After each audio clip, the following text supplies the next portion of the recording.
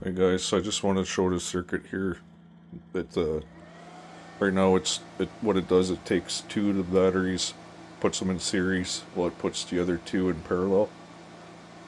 Two of them are in parallel, run the motor on the input, and the two in series are on the output.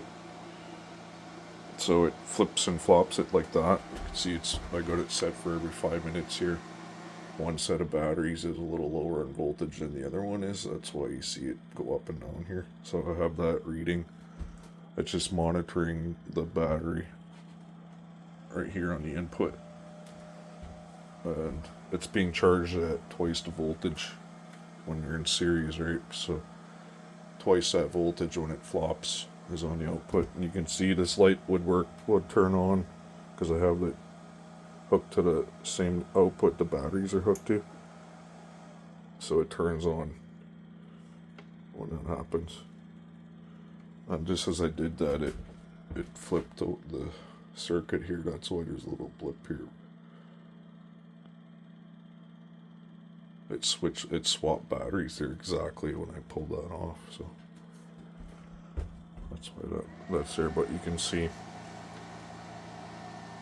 as soon as I disconnect it, the light comes on because it's 120 volts, and it won't affect the battery because there'll be no draw from that because this one only turns on at a higher voltage. But you can see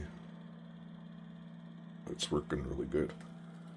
So this one here is doing the parallel series swap.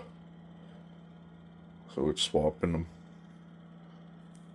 as it'll swap them and put them in parallel series at the same time, and this one swaps the input to the output. You know, like the input and output. It swaps between right here. It chooses the two battery banks, so they all swap at the same time with the circuit here. And that circuit pulls like 40 milliamps at 8 volts, which can easily be powered by, instead of running these lights, it would easily run that circuit. Also have an SSR version of this, not SSR, but MOSFET version of this with optocouplers, which is about 10 times more complicated than this, but it can handle a lot of current, and it's probably a little bit more efficient than this one is.